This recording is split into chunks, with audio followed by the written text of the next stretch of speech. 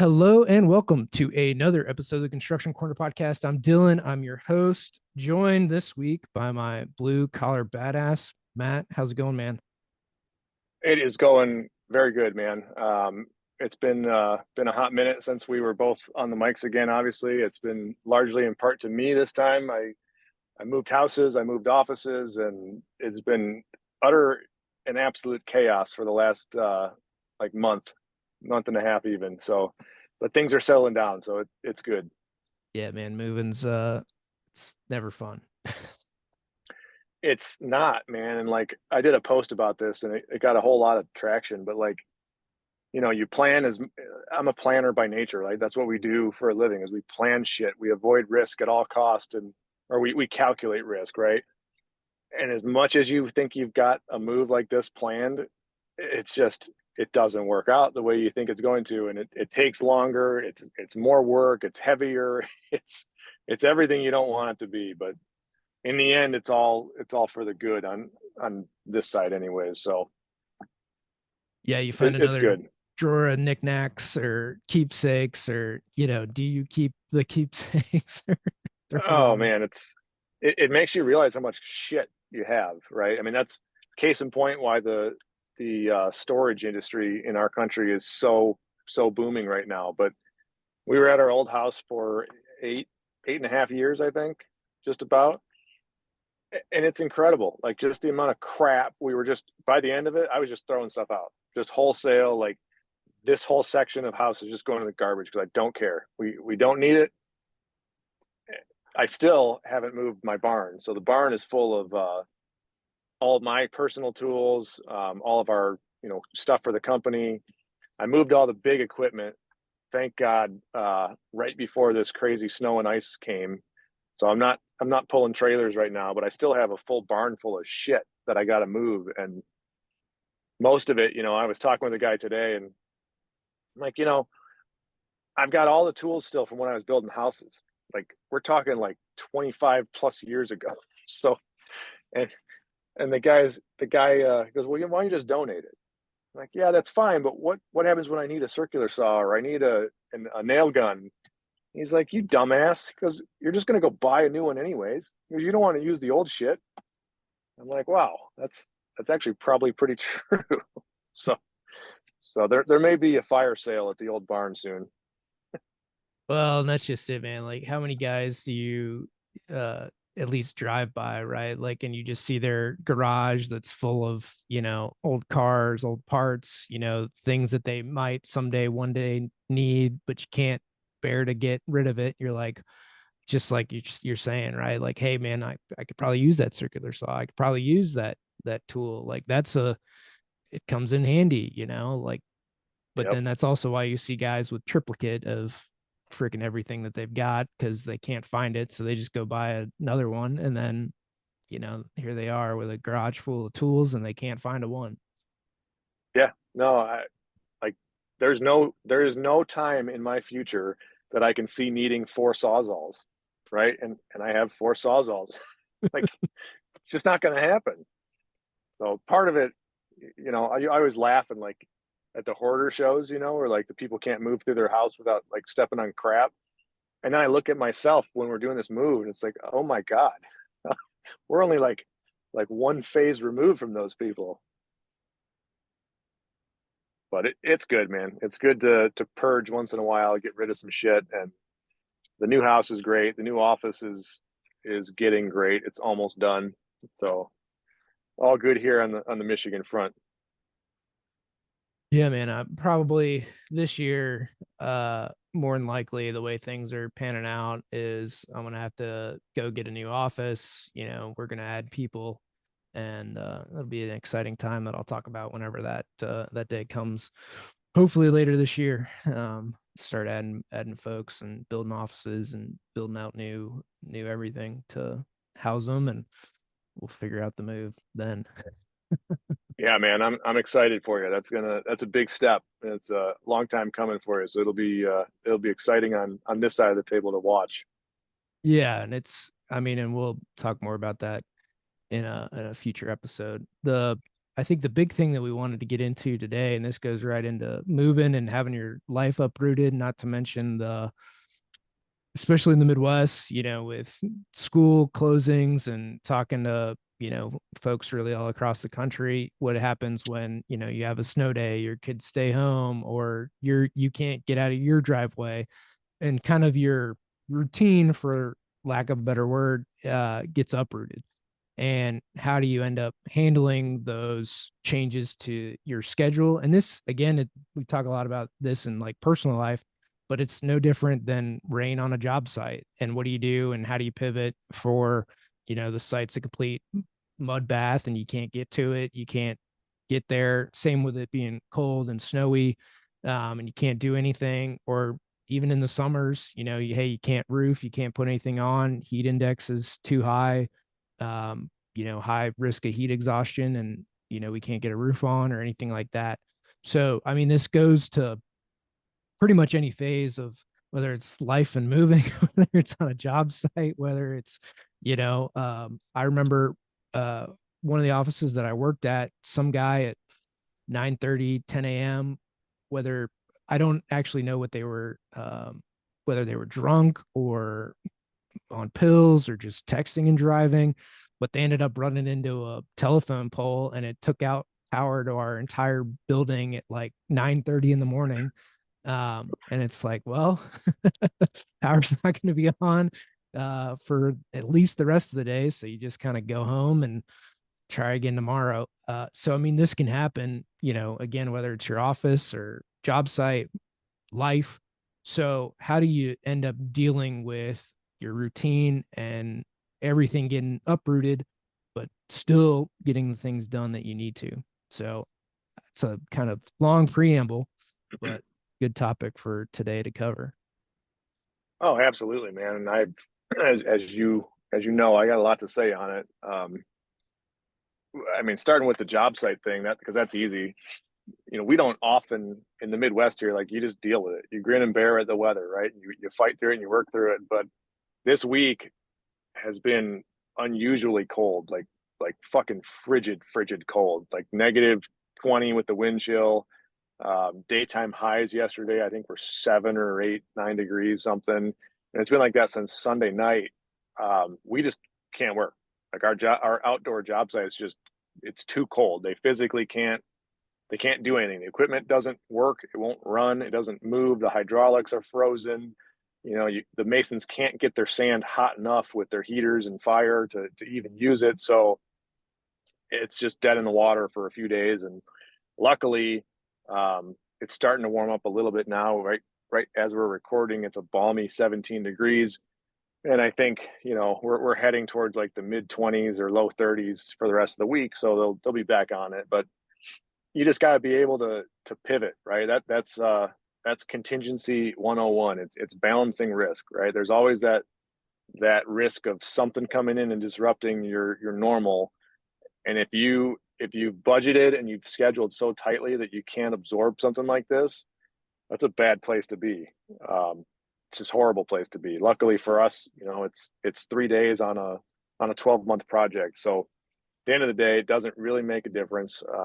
Our superintendents are enjoying some Netflix and chill time or whatever they're choosing to do. But you get through it, and you got to be nimble. You got to be quick on your feet and able to make those decisions, because the worst possibility too is to try and force everybody to work and something happens, or somebody gets injured or slips or whatever. So, you get through it on the job site. I got lots to say on the moving side, but what's your take on the professional side first? I mean, I think that's kind of what it comes down to on the job sites, right? And really for projects as a whole. And I think really when we get down into the personal, it's really that separation where on a project level, right, 3 days is not going to make or break you, right? Or it shouldn't on a 12-month project. So, or even if it's, a week, it shouldn't make or break the project, especially this early, um, for the outcome of the project. And I think where a lot of this comes down to is in the weeds and the personal side of it, right? Like, what is your now your individual superintendent going to do, right? Is it a needed break? Well, we just had the holidays and everything else, so maybe not, right? And it's how do you then pivot them into being productive and, you know, more than likely, hopefully, they're itching to get back out onto the job site to work. And I think that's a lot of the nature of the industry too, is like when you're not working, you understand that like, hey, we're going to take this downtime when we can get it. And then when we're working, we're going to take the work while we can get it too. Right. And I think from a construction and industry standpoint, it's very much that like take the work when you can get it, take the rest when you can get it, and understand that that's just the ebbs and flows of the industry, and that's what it is by nature. And then it comes down to like how do you handle that personally, even though like as a company we understand like the ebbs and flows of it, or hey, as a superintendent you're going, instead of your outdoor projects you're going to your indoor projects during, you know, bad weather. um and I think we understand kind of that flexibility of it, but then it comes down to like your project managers or other guys where everything's shut down and they're sitting there twiddling their thumbs.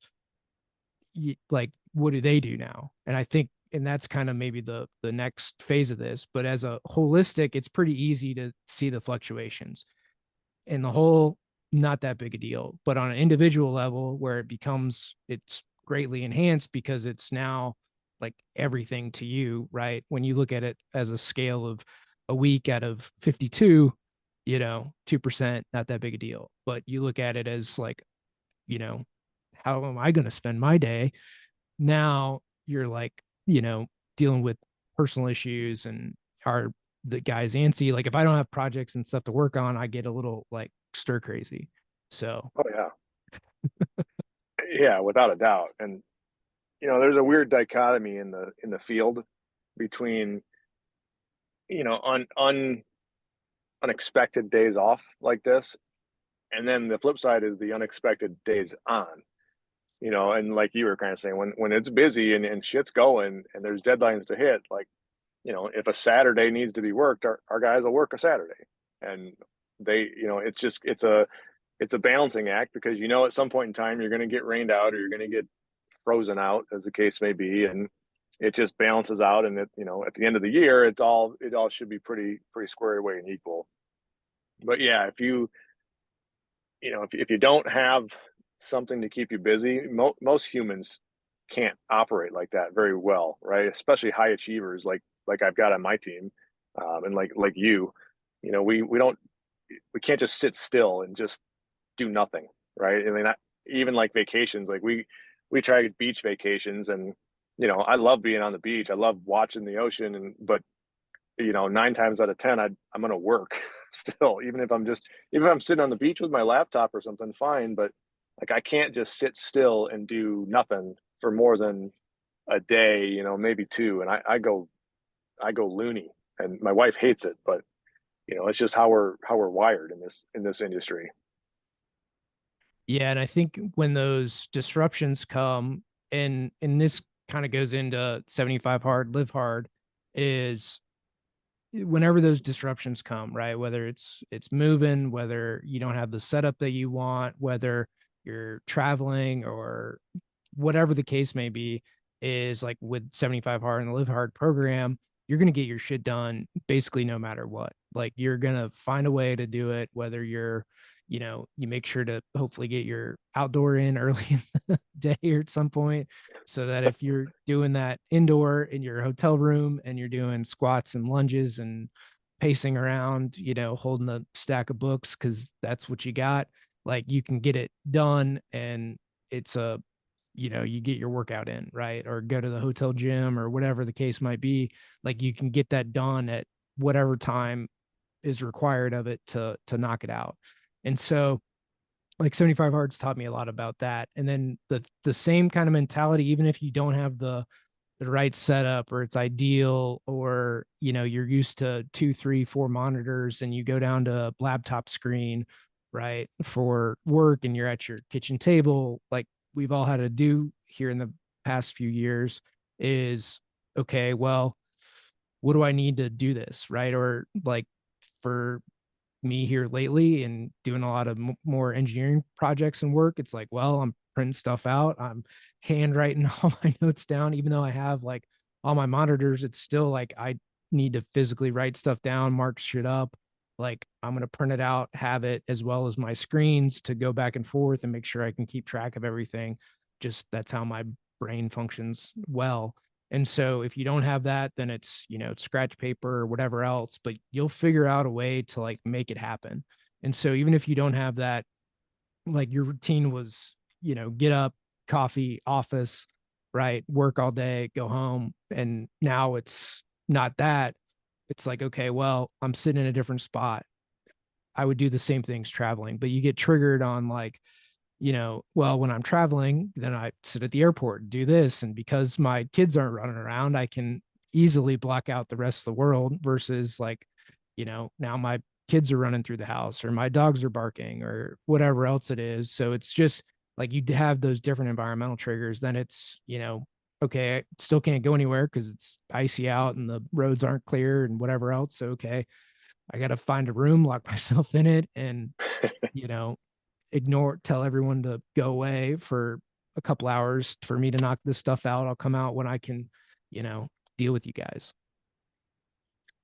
Yeah, it's just about it's about being flexible, and that's what I've had to deal with or had to do the last month and a half, 2 months during this whole move thing. And like I was saying before we went live, I went from having two pretty kick-ass, fully furnished replica offices. Right, I could work at my old HQ2 in the above the barn, or I could work in my office in Brighton, and it was it was flawless. I wouldn't skip a beat. I had the same monitor set up, same basic desk, same everything, and I could just float between the two. Well, all of a sudden, I pack all that shit up from from both of them to move, and I went from having two offices to having zero. And you mentioned like you used to using a couple monitors. The struggle is real there, brother. Like it took me a solid week to even be able to operate off of just my laptop screen, and I still don't like it. You get so used to having these niceties and all these things that that we pay for to make our jobs quote unquote easier. And when you all of a sudden you don't have those anymore, like it's a real eye opener. Like I don't know, 20 years ago, if you'd given me a laptop, I would have thought it was the coolest thing in the world. And, I could have pecked on that keyboard all day long. Now it's like, I can't even like get comfortable at my table. I don't know where to put the laptop. I'm looking for my Bluetooth keyboard. And, I've got 15 screens open or windows open at once, and I can only see one of them. So it's been it's been humbling to say the least, because it kind of made me rethink and reteach myself how to operate. Like right now, for example, if you're watching this on YouTube, I'm sitting in my driveway in my truck because I got nowhere else to go to to record right now. um, but you get used to it, and once you realize like it's not the end of the world, and the hard times and or the hard stuff is actually really good for you, the discomfort is good for you. It reminds you you're human again. So that's kind of where I'm at now. We talked about routines a little bit earlier too, and that was really what I wanted to kind of touch on. Um, so I'll be honest, right? During the moving during the holidays, first of all, don't fucking do it. Don't ever do it. It's a bad idea. There's nothing good that came of that, other than we're in a great house now. We have a great new office, but the process itself was terrible. I came off of my wife and I were both on some phase of the live hard before the holidays, and I was firing on all cylinders, man. I was working out, I wasn't drinking, I was eating right, I was a machine. And then this move hit, and it was like I resorted back to my 18-year-old self. We didn't lose any of our children, so that was a plus. But for the last month and a half, 2 months, it was just like wake up, pack, move, drink, pack some more, move some more, drink some more, eat shit.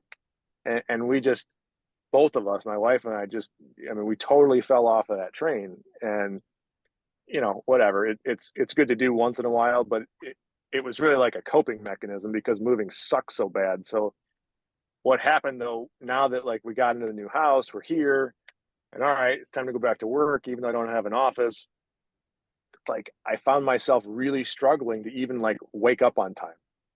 Dumb little shit that like I wake up early. I wake up at 4:30 in the morning, and I've done that for the last 3.5 years, ever since I started kind of my personal development journey. And I got to the point where like I don't even have to think about it. I don't need an alarm. I just wake up. Well, the last couple weeks, like trying to get back to that from taking a month and a half of doing nothing good for me, like it was really brutally difficult. I couldn't do it. Or at least I told myself I couldn't do it. I listened to the bitch voice. I hit the snooze button. And it just goes back to the fact of how important I think it is as humans, no matter what you're doing, to have a structured routine and something that you stick to, because it forces you to overcome whatever the obstacles are, right? And if you have that structure, at least for me, like it relieves a lot of anxiety. I mean, I was getting like weirded out, man. I was like down in the dumps. Like I wasn't quite depressed yet, but I was getting close, man. Like it was brutal. And you start questioning stupid shit like, man, I'm doing the wrong thing. We shouldn't have moved. We shouldn't have closed the other office. Why do I even own a business? you know, like all these things are going through my head. Like I'm a failure. But then I got back on track. I started phase 3 of Live Hard 10, 11 days ago. And that in and of itself forces you to restructure immediately. Because if you don't have a routine, you will never get all this shit done. And it's like ever since day one of that, I'm back. I'm waking up when I need to wake up. I'm getting my workouts in. I mean, it's cold as balls outside, and I'm still getting walks done, and everything's kind of back to where it should be, other than the fact that I don't have my 2 monitors. But it was really amazing to see this time, right? And I'm sure you've gone through it. I'd love to hear your thoughts on it. But like dumping out of a structured routine that you've been in for so long, it doesn't take very long for it all to go away if you're not constantly maintaining it, right? Yeah, oh man, there's so much good there. When I relate to like a lot of this, and I'm going to use a shooting example really quick, is like, so now doing like action pistol and like shooting fairly regularly. It's really interesting for me in talking to guys to where they're like, yeah, I've been shooting my whole life, right? I grew up shooting guns. And it's like, okay, but when's the last time that you went out and actually did something, right? Like, when's the last time you did it? And more than likely, you were in a stationary, like, shooting range, right? Static range. Like, when's the last time you did anything dynamic? Can you do anything dynamic? Like, can you get up and out of the holster in under a second, for draw time? Like, how good are you at variable distances? Can you engage at 3 and then at 20? Like, so I say that to say, like, a lot of people rely on things that they did in some cases like 20 years ago, right? And that skill set, where it's like, if you haven't picked it up in the last month at minimum, like, you're not going to be good with that thing. And so when you apply that to anything else in life, right? To running, to like, especially in distance running, like, the mental side of me getting through a marathon, like, I can do it, right? Like, I can basically get up off the couch and do a marathon. It's not that big a deal. It will hurt in some phases of my training, but like, mentally, I'm solid enough to get through it. And I could probably suffer through, some considerable distances no matter where I am in a training cycle. So, but like, mentally, I'm not to where I can do 100 miles yet. Like, I haven't cracked that beast. 50, no problem. Like, 100, we still haven't gotten there. And then you go down the list of like just getting to the gym, right? Are you in the routine of going to the gym? Like, do you automatically drive to the gym on your way home, right? Or whenever you're going to go, in the morning before work, whenever that is, is it an automatic function of who? Like, for me, going for walks is pretty much an automatic like thing now for me. So whatever that piece is, like, it's going to be hard to get into again, like you're saying. But once you are, and once you're there for a week, I bet it's automatic now for you. Like, you don't have to think too much about it on that, getting back into it. But it's also, and I think this is just as important to remember, it's super easy to fall out of, right? Like it's super easy to become a bad shot. It's super easy to fall back to pizza and beer. It's super easy to fall back to like not going to the gym, to not showing up. And so the more you can keep most of those things automatic, your reading, your water intake, and like I'm 3 weeks into 75 hard right now, and like I still am not getting my water in before like 10 p.m. I'm drinking like a liter and a half at 9 o'clock. Like it's still not becoming, I got to like be more intentional around water intake. The rest of it, is all good. But stuff like that, and you just figure it out as you go and find those pieces. But I think more often than not, we fall off the wagon. We rely on like what happened 20 years ago, or, I could, whatever, I could squat 600 pounds in high school. Not really. Like I could leg press 600, but like in high school, I don't know what I could do now, but it's, you rely on these metrics from 10, 20 years ago that are, it's needs to be valid today. And It's just like the, I mean, yeah, let's talk on that. I was gonna say it's the Uncle Rico metrics, right? Like back in my day, I could throw pigskin over that mountain. You, it's like climbing a sand dune or or sledding hill, right? Like the climb is the climb up to get to the top is like what I akin to getting back on the wagon, getting back in your routine after being off for so long. And it's really, really fucking easy if you slip or if you get tired or if you quit to just roll right back down the hill. But if you keep going and you make it to the top, like you've made it. And then it's automatic, like you were saying. Then it's you're back, you're firing. And that's what it was for me anyways. And it's amazing the difference in how I feel. And it's not just the drinking, or the 75 hard aspect of it. It's just everything, right?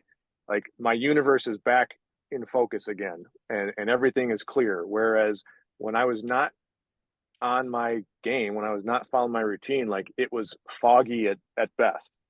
And maybe it's me getting older, maybe it's recognizing the power of such structure, but like I don't like being in that fog. I like knowing what the hell's going on. I like being alert and with it and able to make quick decisions and do what I need to do. And it's just I don't know, man. It's interesting to look back on the last 2 months right now and realize like, wow, you you really kind of shit the bed on everything that you were supposed to be doing for you and for your head, right? Everything else got done, the kids got fed, but everything else, everything on the personal side, like was just complete secondary or less.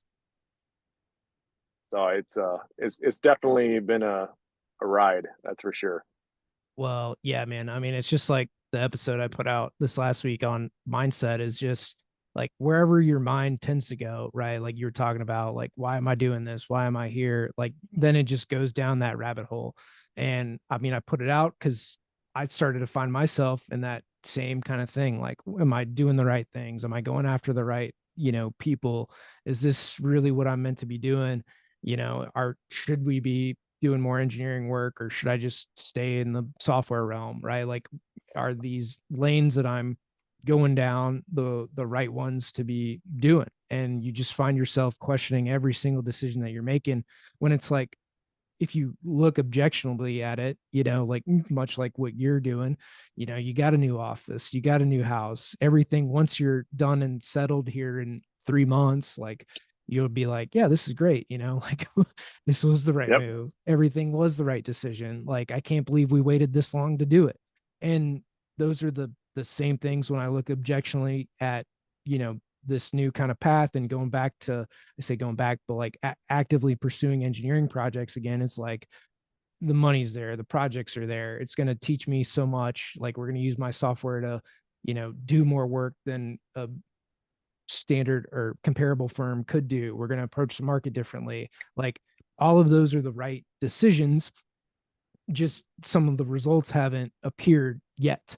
And so, and I think this goes for a lot of people's lives, like you're going to the gym. Oh, I haven't lost 20 pounds yet. Like, you didn't, and I actually heard this on another podcast, was like, you're not setting small enough goals. And here's what I mean by that is you're not focused on losing the next pound.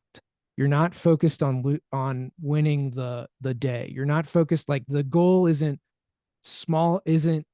in a small enough increment, not to leave and forget about your big goal, right? The big thing that you're going after, right? Is to, like, you're just not focused on the winning the next project, getting the next project out the door.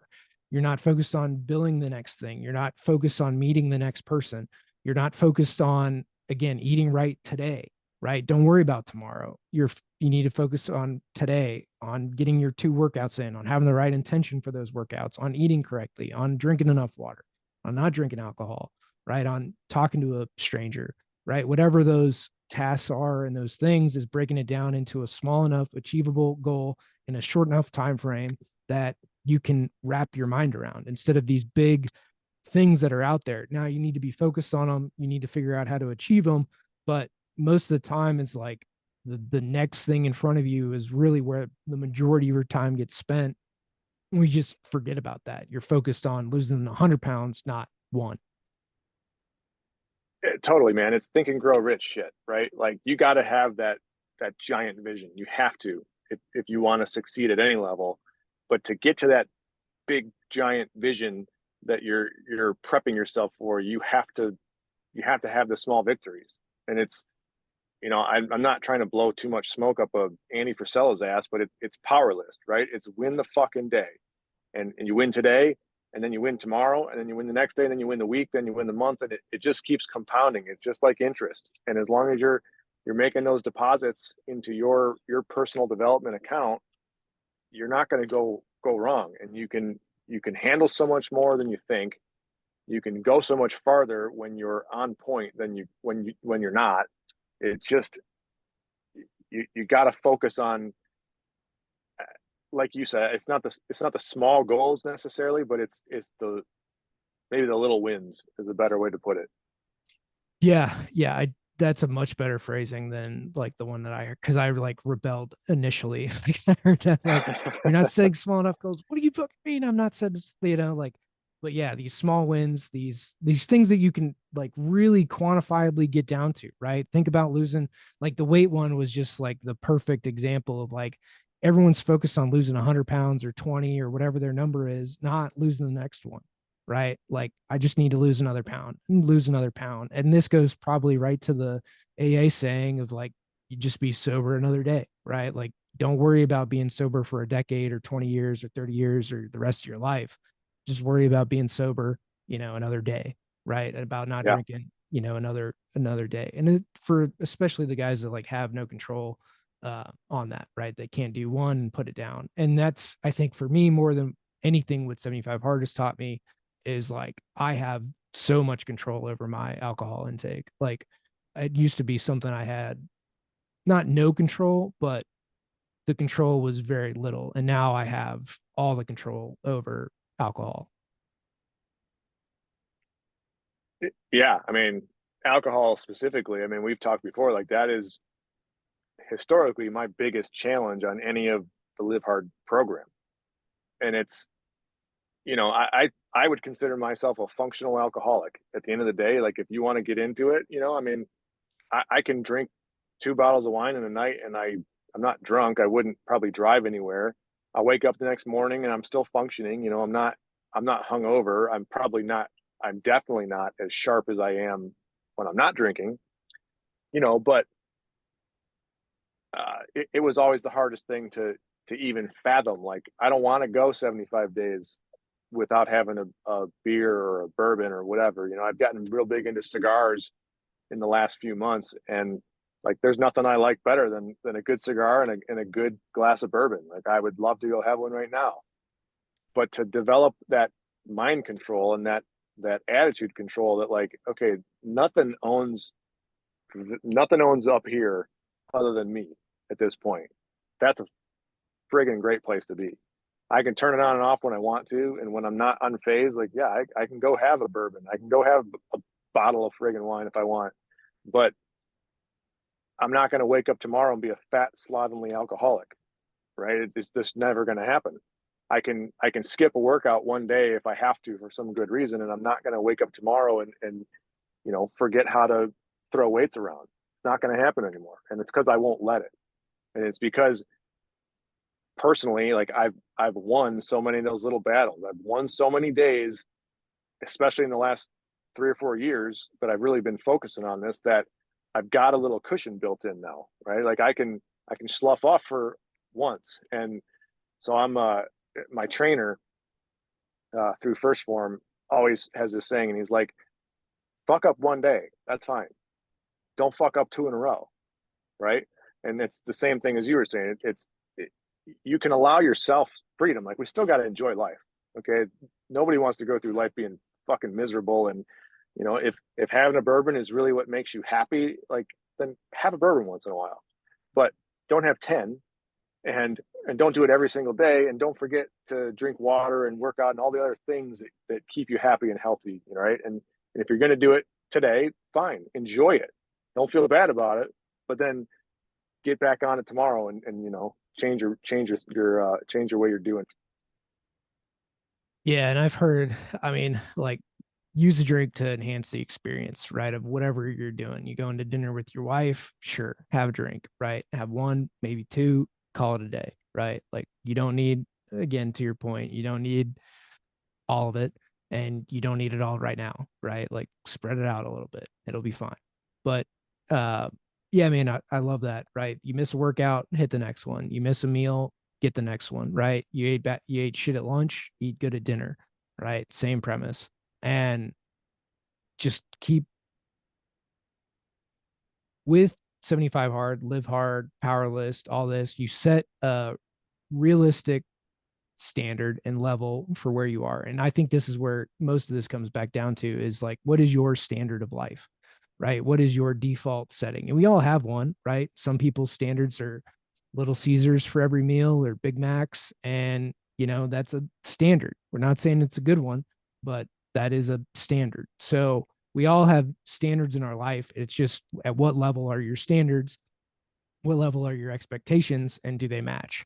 So, like, you missing a workout is out of character, where for other people, going to the gym is out of character, right? So, we're just trying to align what the character we want to be, right? The person, the being, the everything that we want to embody, and force our new character, our new level, our new standard to that ideal that we set in our minds. And we just have to, more often than not, be closer to the ideal than whatever the opposite of that is for you, right? Like if you want to be a dude, like you want to be in the Arnold Classic and a bodybuilder and, you know, have biceps as big as my torso, right? That's a very different standard than being lean and able to run 100 miles, right? Those are somewhat opposite ends of a spectrum. And we have that in every area of life, right? Do we want to be the person that knows and reads every single book, or the person that executes one book flawlessly and gets tons of results from that, right? Two very different ends, or the guy that never reads anything and just kind of wanders through life, right? Like all these are levels and you're just trying to figure out where you fit in the middle of them. And so, like, whether it's your routine, whether it's, I mean, the routine standards, discipline, getting back on the horse, I mean, it all comes down to the same thing. And that's whether, it's whether it's in a job site, whether it's for your folks in the office, what is their routines? What is their standard? Do they get constantly interrupted all day? Or are they allowed to work in big time blocks? Right. And everyone will kind of dictate that to you, and it'll be an office culture, right? Like if everyone interrupts everyone, then that's kind of the office culture it'll be. If it's in big time blocks and everybody answers their email at certain times, then that's what it'll be. And so and it's things like that aren't even like thought of. You're like, I just respond to emails when they come in, not like we work for big long time blocks and it's okay that we'll get back to you in a couple hours. Like these are all standards on a big continuum, right? And it's figuring out what works, what gets results, and then being consistent over a super long period of time. Yeah, it's consistency and it's discipline, and you got to earn it.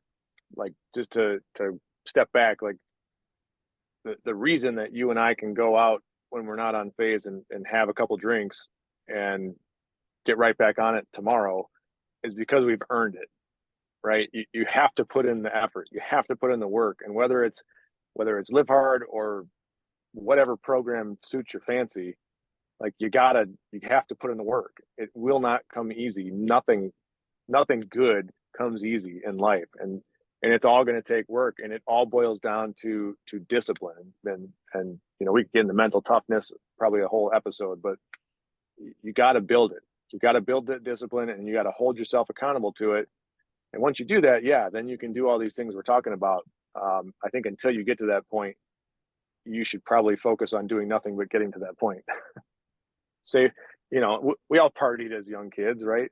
Or as younger people, and that's fine and good. You got to have your experiences in life like that. But now, like at the level that we're cooking, like there's no room for that shit. There's no room for not being disciplined. It just, the stakes are too high. The vision and the big goal that we started talking about, like they're too big.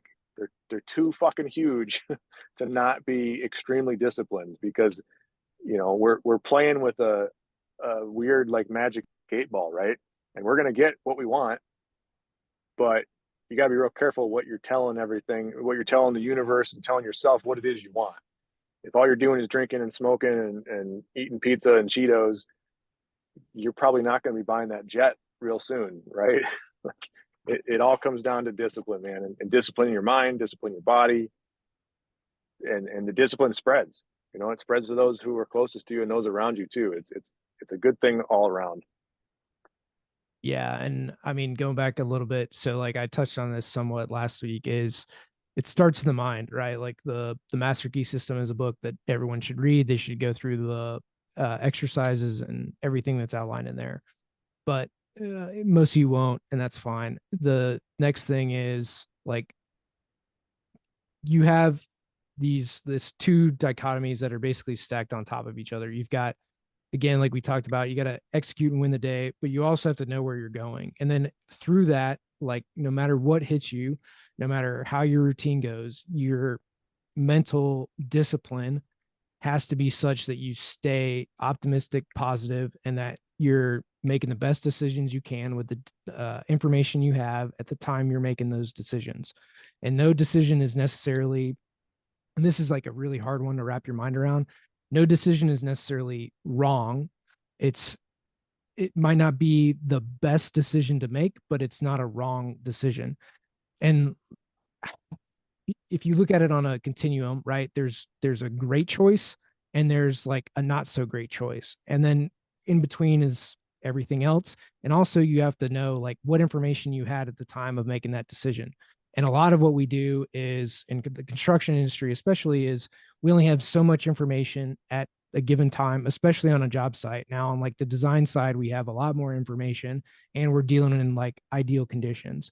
But for on the construction site, there's less ideals and more like this is the information we had at the time that we have it, and we need to make a decision to move forward. So while looking back, you can have this wasn't the right decision to make, it's still needs to be made. And a lot of that, and this was a hard one for me to wrap my mind around in like a no wrong decision, because you create movement and you only know it's wrong in hindsight. You don't know that it's wrong moving forward. Otherwise, you would never make the decision, right? Like you're like, yes, this is a terrible, bad decision. Like that says no one ever when they make it, right? You're like, hold my beer, watch this. This is going to be great. And so those decisions, when you make them, you believe that they're the right decision to make. And again, with the information that you have. So we have to, in our minds, know that we're doing the best we can with what we got. And then the job that we all have is to, one, get more information that comes from books, conversations, from taking a minute to pause, right? Like in that decision making process, to like find out more information, to get more people's opinion on it, right? Like can we wait? Can we not? Do we have to make that thing right now? And so, because the more decisions that you make, the higher up the chain you're going to be, right? Like people at the top of their game are making a shit ton of decisions every day. And the lower down the chain you are, the less decisions that you make. Like your decision is to show up to work and do what people tell you. But that's not like those are very few decisions.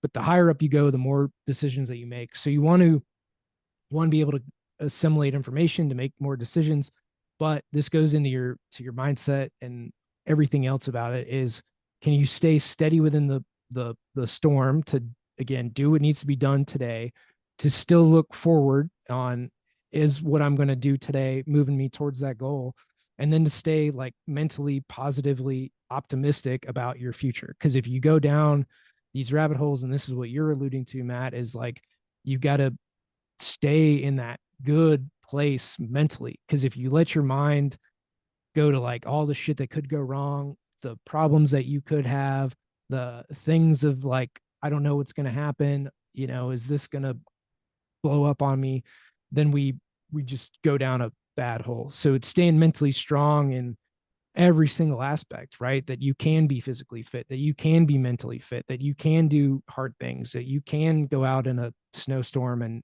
walk for 45 minutes, that you can do the work required to get that next project, that you can make the phone call and talk to somebody that you're not really wanting to have that conversation around, however hard it might be, and I've had to make a few of those here recently, things that are not comfortable, that are not easy, and yet they need to be done. And so you just do them, but having, again, that stack of little wins, big goal, having everything aligned. And I mean, there's so much more to this than we're going to be able to cover here today, but Yeah, man, we could do a whole series on this, and maybe we should, because I think it's that important, frankly, that we should intersperse it in. But I don't know. I think we touched on the high points, and that's just it, man. It's everything you. It's all the road to personal development is bumpy, but it is so worth the bumps. Um, I don't know. Without getting sappy, like I couldn't imagine where I'd be if I hadn't started doing this shit 4 years ago. I wouldn't be where I am now. I know that. Wouldn't even be close. So you can take that for what you want. You can call it luck, call it God, call it the universe, call it anything you want. It doesn't matter to me.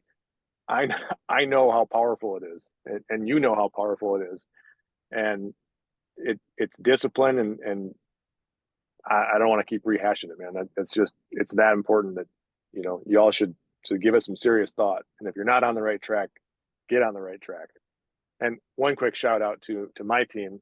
I updated on LinkedIn today, but we now have 5 of our 9 employees are on some phase of Live Hard, which is it to me, like personally, like that's a bigger win than signing a contract. That's awesome to me. So good job to those of you on the Schaefer construction team who have found the way and are trying to follow the path. It's a good place to be. yeah, man, that's huge. I mean, that's going to have more impact than probably any project that you'll do. Absolutely, without a doubt. Yeah. I Yeah. I 100% believe that. And for everyone else out there, guys, we're bringing this to your awareness, right? Like if you don't know that your life can change, if you don't know that sticking to a plan, having some discipline in your life will change your life, you have no reason to even think about changing it, right? Like for Dillon 10 years ago, like didn't even know that this was possible. Me pre-meeting, in my at 21, meeting women in their 40s that were doing marathons, didn't even know it was possible, right? Like this is all to introduce you to a different way of thinking and just bring it to your awareness of like life can be different. Now it's going to take a long time, a lot of work, a lot of discipline on the path, but on the other side of that, well, and I don't know, there's not even another side. It's just you start and you Right. follow a different path. But Yep. in doing that, like life becomes so much more. And until you get there, until you have some of these experiences, that's about all we can say until you live it yourself. Yeah, man. I couldn't have said it better. And with that, I'm losing daylight here. I got to go take an icy cold shower. Oh, that's right. That's a nice phase 3 thing. What the heck, Yes, man? You sir. just step outside, use the garden hose, right? I know. I could. It Any couldn't be much any colder than that. yeah, any final words, Matt? No, man, I think we touched on it. I think it's just you know, you got to want to change, but if you do want to change, there's a lot of ways to do it. Um, and you just hit it, man. I don't have anything else. It's all good stuff. Cool. All right, guys. Well, thank you for listening to the show. Check us out on YouTube. You can find us there. These episodes will be up. And then let us know, how we're doing. Share the show to anyone that needs to hear this, that's looking to start on a path, or that you think might benefit from taking a different route in life. So we thank you all. Have a wonderful week here, and we'll see you guys next time.